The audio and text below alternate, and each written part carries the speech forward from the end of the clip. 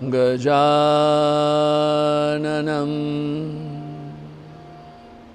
भूतगणाधिसेवितं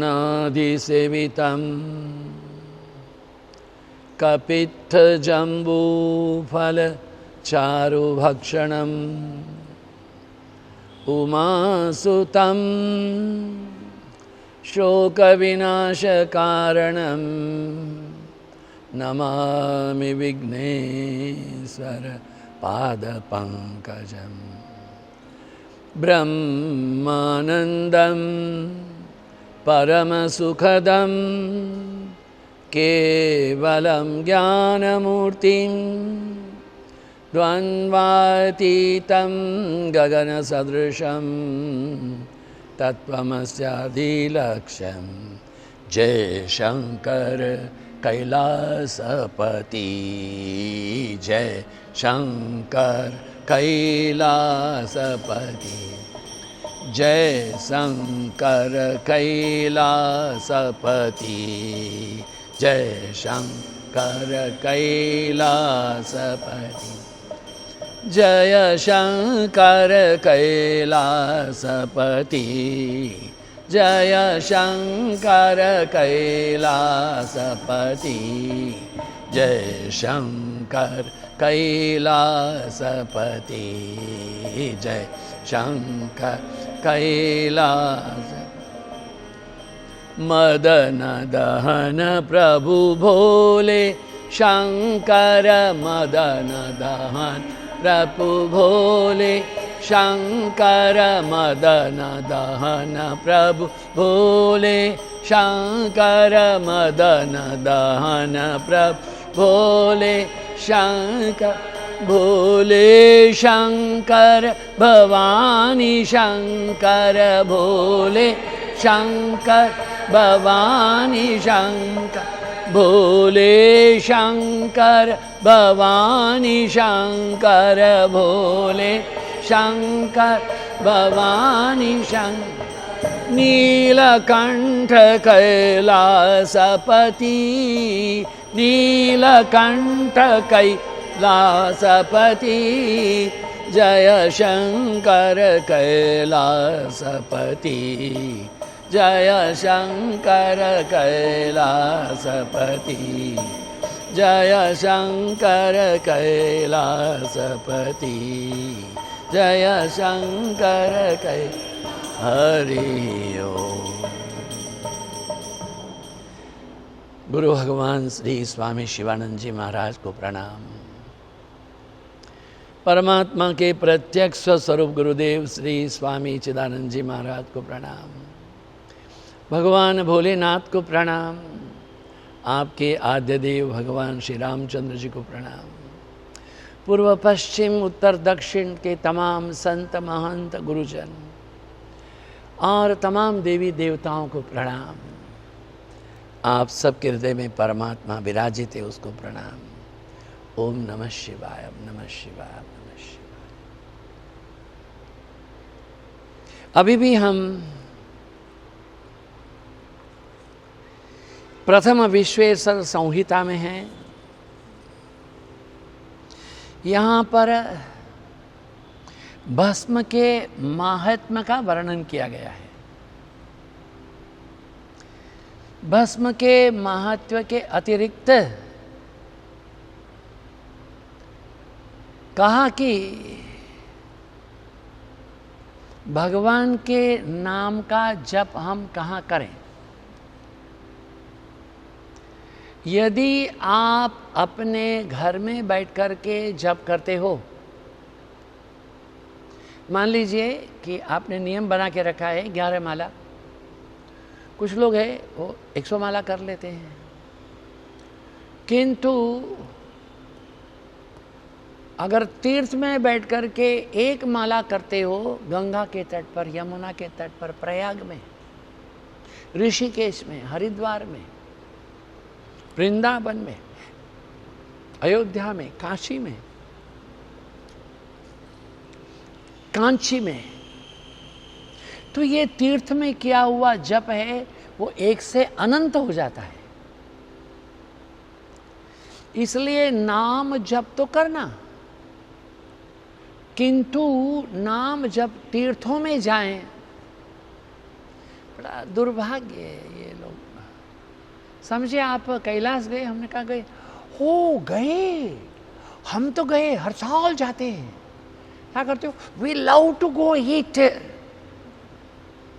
love to go it. Swami ji, my husband है ना, वो 21 बार जाके आए, मेरा भी 17 दफे हो गया, मगर क्या हुआ? कुछ भी नहीं हुआ। ये हमारे ऋषिकेश हरिद्वार के ड्राइवर 1 हफ्ते में 2 बार 3 बार केदारनाथ जाते हैं, नहीं तो बद्रीनाथ जाते हैं, और वो यात्री लोग दर्शन करके आते हैं, ड्राइवर लोग मद्यपान करके सो जाते हैं। एक सीज़न में जो 3.5-4 महीना की सीज़न में वो लोग हर साल 100 दफ़े बद्रीनाथ जाके आते हैं, और अपने एक जीवन में कम से कम 50,000 दफ़े जैसे थे वैसे ही रहते हैं। उचित नहीं है। यात्रा को, तीर्थ यात्रा को पिकनिक पार्टी मत बनाओ। मेरा सौभाग्य रहा है, मेरे ब्रह्मलीन गुरुदेव पूज्यपाद श्रीमद स्वामी चिदानंद जी महाराज की आज्ञा से हमारे उत्तरकाशी गौमुख के बीच में स्थान है, वहाँ पर हमारी भारतीय सेना का बहुत बड़ा एक कैंप है। उनको लेकर के गौमुख और उसके पीछे शिवलिंग तक जाना, बद्रीनारायण के पीछे तपोवन तक चले जाना। क्यों? ये एक तो गुजराती लोग और एक बंगाली लोग, इन दोनों को यात्रा का बड़ा शौक है। गुजराती तीर्थ भावना से जाते हैं, बंगाली लोग पिकनिक करने के लिए जाते हैं, किंतु गुजराती लोग भी कम नहीं है। वो उनके साथ में अगर वो तीर्थ में भी जाए तो उनका थेपला, उनकी खारी पूरी, उनका ये आम का अचार, उनका सुकड़ी मिठाई, हाँ, ये सब जाता है।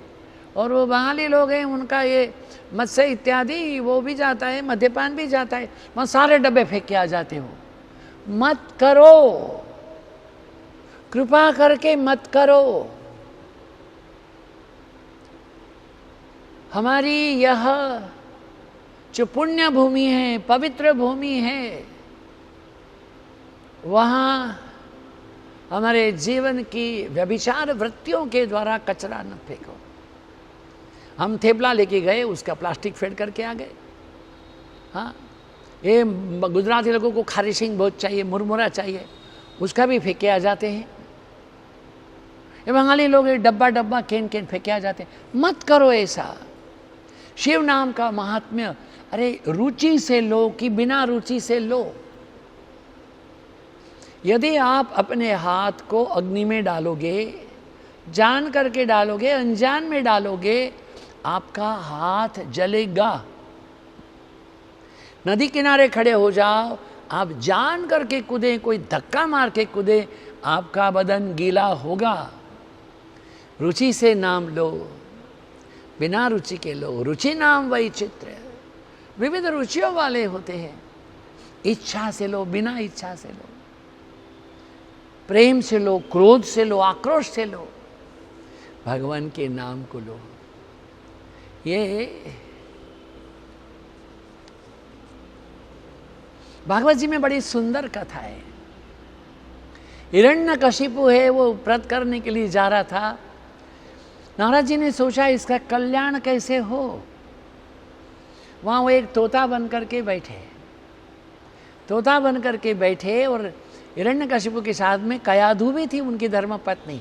वो तोता बोला राम राम राम राम। कयाधु जानती थी कौन है।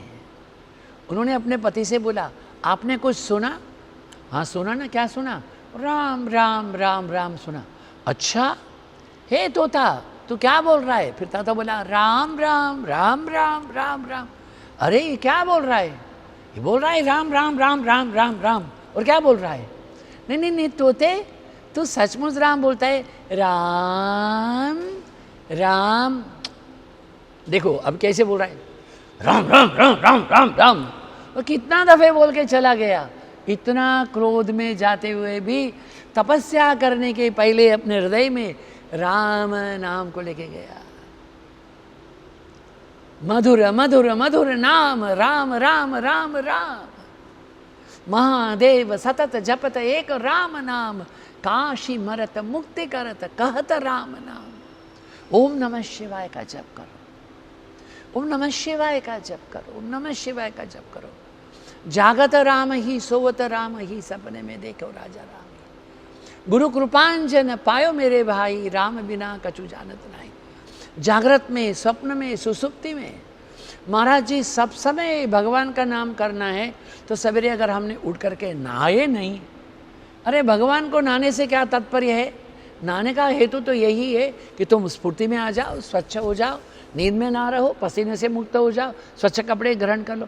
ये नहाना जरूरी नहीं है क्या? अरे गंगा जी में इतनी सारी मछलियाँ रहती है, सारा जीवन, क्या उनका पुण्य होता है? बताओ तो।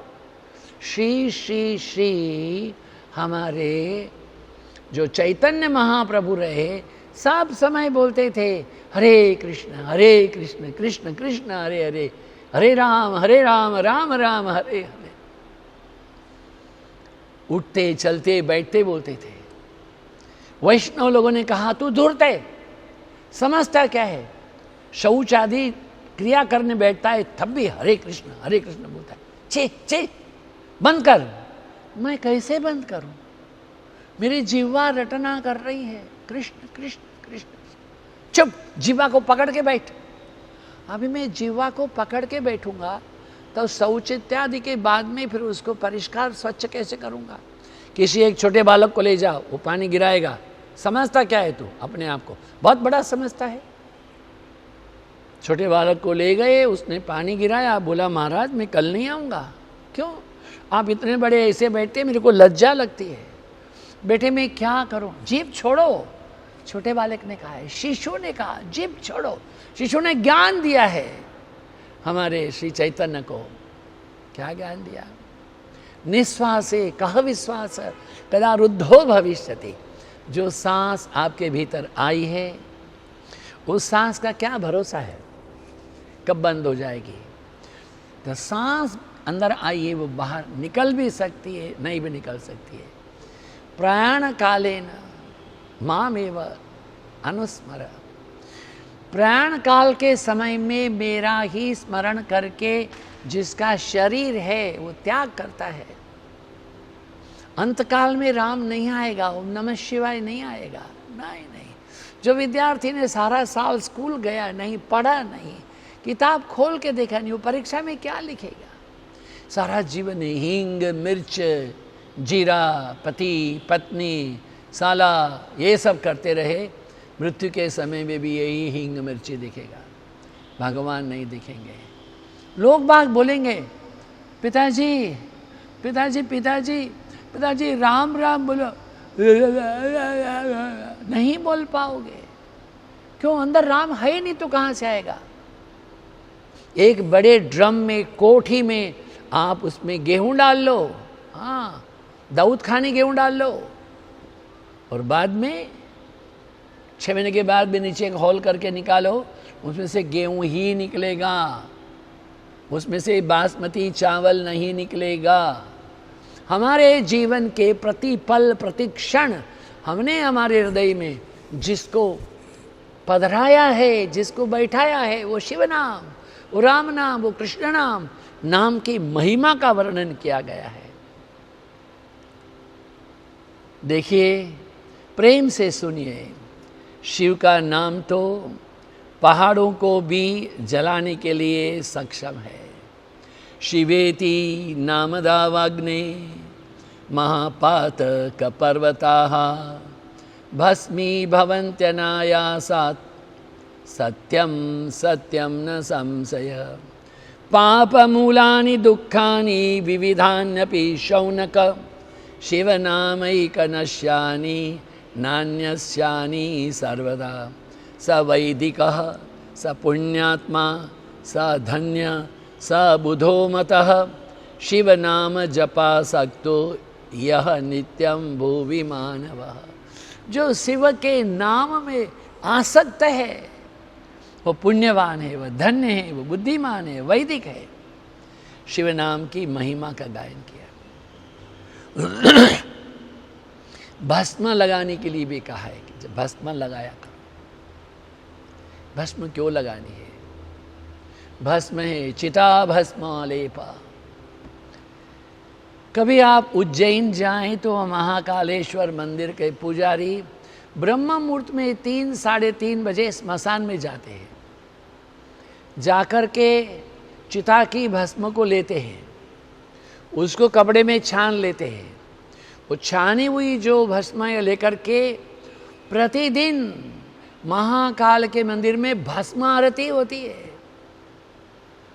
भूतनाथ भस्मराग महादेव शंभो भूतनाथ भस्मराग चंड मुंड मालधारी मुंड मुंड मालधारी अंग भस्म विलेपित। ये भस्म है, महादेव क्यों रखते हैं? भस्म है चिता की भस्म है। प्रतिपल स्मरण करना है, मेरा अंत यही होना है।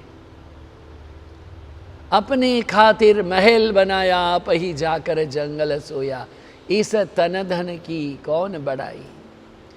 ये अहंकार मत करो।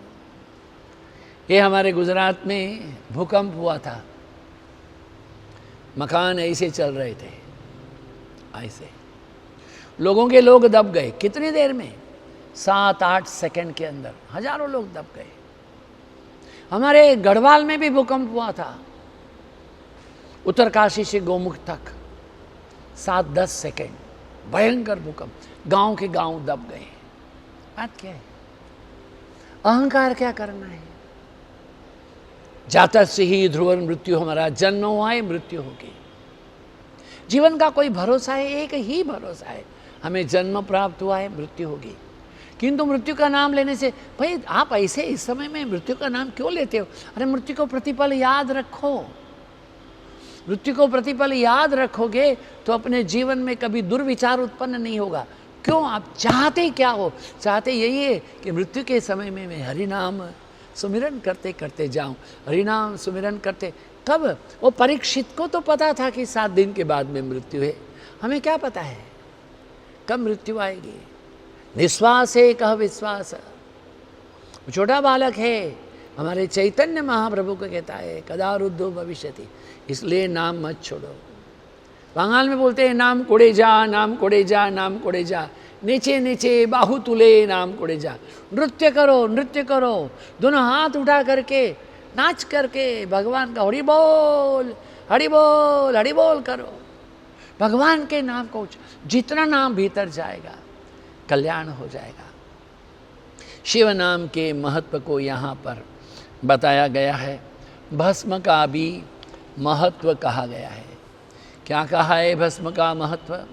कहते हैं कि भस्म है न केवल हम कपाल में धारण करें, किंतु भुजाओं में भी धारण करें, कंठ में धारण करें, हृदय में धारण करें, शिखा में धारण करें। इससे क्या होता है?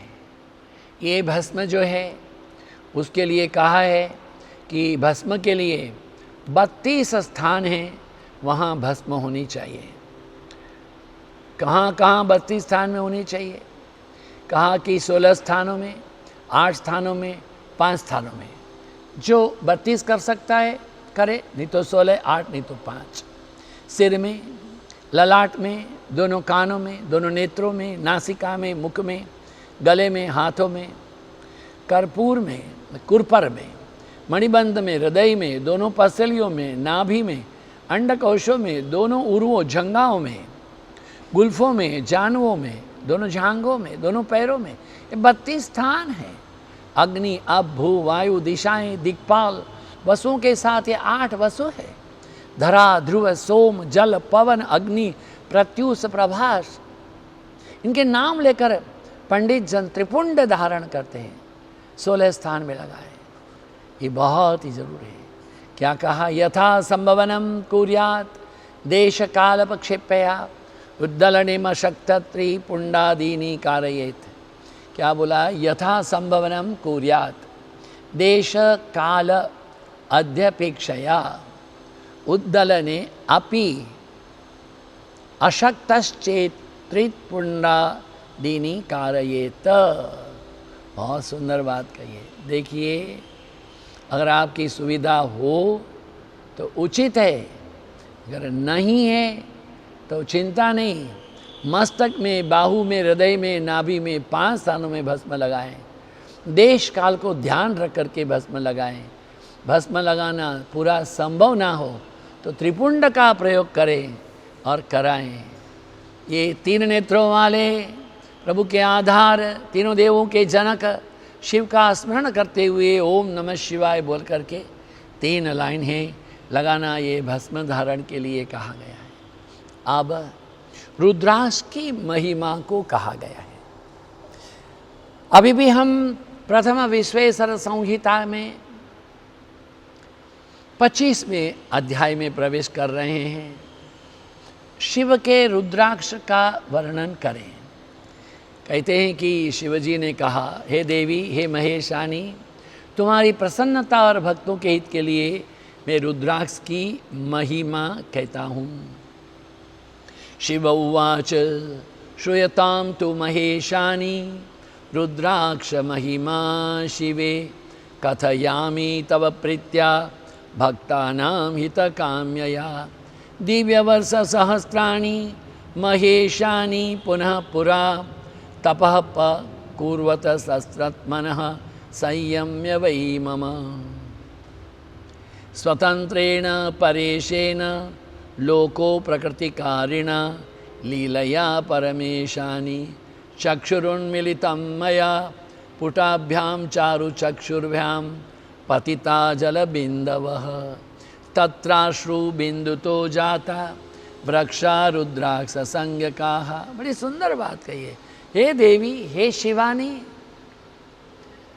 एक बार दिव्य 1000 वर्षों तक तप किया। पता नहीं क्यों मेरे हृदय में कुछ विचलित सी भावना उत्पन्न हुई। हे परमेशानी, संसार का उपकार करने के लिए परम ईश सर्वथा स्वतंत्र मैंने अपने दोनों नेत्र खोल दिए। सहस्त्र दिव्य वर्ष पर्यंत बंद नेत्रे जब हमारे ऊपर करुणा करके भगवान शिव ने खोले, उसमें से 2 अश्रु बिंदु गिरे हैं। ये भूमि पर जो 2 अश्रु बिंदु गिरे, उसमें से 2 वृक्ष उत्पन्न हुए। रुद्र अक्ष, अक्ष माने आंखें, रुद्र माने शिव, शिव के नेत्रों से प्राप्त। इसलिए ये रुद्राक्ष के जो व्रत हुए हैं, वो कहते हैं कि मैंने 4 वर्णों को दे दिया है। गौड़ देश की भूमि में रुद्राक्ष के बहु वृक्ष हैं। मथुरा में, अयोध्या, लंका, मलयालम में, सह्याद्री में है, सर्वत्र है। रुद्राक्ष एक मुखी होता है, 2 मुखी, 3 मुखी, 4 मुखी, 5 मुखी, 7 मुखी, 9 मुखी, 11 मुखी, 21 मुखी, हाँ, इतना मुख होते। अलग अलग रुद्राक्ष की अलग अलग ऊर्जा है, अलग अलग चेतना है, किंतु मात्र रुद्राक्ष धारण करने से कल्याण नहीं है। आजकल तो एक मुखी रुद्राक्ष है, वो बना बनाया मिलता है, और उस बने बनाए रुद्राक्ष के पीछे लोग 25-50 हज़ार रुपया खर्च कर लेते, सोने में लगा देते हैं। रुद्राक्ष को गले में धारण करते हो तो अपनी आयु कितनी है इतनी माला जप करो। ऐसे जब करते हो, रुद्राक्ष के खुरदरा भाग आपकी इन 3 उंगलियों के ऊपर आता है। वो आने से आपका ये क्या बोलते हैं, स्पर्श की एक चेतना को, उसको बोलते हैं, हमारे यहाँ पर एक कोर्स चलाते हैं, एक्यूप्रेशर। तो ये प्रेशर होता है, इन 3 उंगलियों पर प्रेशर होने से ओम, ये हमारे जो सेरिब्रम है, सेरिबेलम है, पिट्यूटरी है, पीनियल है, थायराइड है, पैराथायराइड है, हार्ट है, लंग्स है, liver, kidney, pancreas, intestine, bladder, spleen, adrenal, वो इनसे घुमाने से, इनके स्पर्श से अच्छी तरह कार्य करते हैं। हमारा भारत का जो विज्ञान आध्यात्मिक विज्ञान है, शुद्ध विज्ञान है। ये दंभ नहीं है, आचरण नहीं है, आडंबर नहीं है। इस विज्ञान को जानो, शिवजी को जानो और सतत भस्म धारण करो, रुद्राक्ष धारण करो। मंगल हो, शुभ हो, कल्याण हो। प्रार्थना हम यही करते हैं। तमाम जो पृथ्वी के 7 द्वीप, तमाम भूखंड है, कोई भी देश रहे, इनके तमाम पुलिसकर्मी, हमारे तमाम आर्मी गण, डॉक्टर्स, पैरामेडिकल्स, मंत्री लोग, मंत्रियों के सहकार, म्यूनिसिपल कॉरपोरेशन, प्रधानमंत्री से और बाकी तमाम लोग, प्रभु उनको कोरोना मत दो। हे शिव कृपा करो, ये आपका तांडव को पूरा करो, अभी करुणा की वर्षा करो। और जो पॉजिटिव है, नेगेटिव हो, जिनके शरीर शांत हो रहे हैं, तो उनको आत्म शांति हो, सद्गति हो, यही प्रार्थना है। परमात्मा ओम त्र्यंबकम यजामहे सुगंधिं पुष्टिवर्धनम उर्वारुकमिव बंधनान् मृत्योर्मुक्षीयमामृतात्। ओम त्र्यंबकं यजामहे सुगंधिं पुष्टिवर्धनम् उर्वारुकमिव बंधनान् मृत्योर्मुक्षीयमामृतात्। ओम त्र्यंबकं यजामहे सुगंधिं पुष्टिवर्धनम् उर्वारुकमिव बंधनान् मृत्योर्मुक्षीयमाम्। ओम नमः शिवाय, ओम नमः शिवाय, ओम नमः शिवाय। परमात्मा सभी का मंगल करे, सभी का शुभ करे, शुभ करे। महादेव महादेव महादेव महादेव।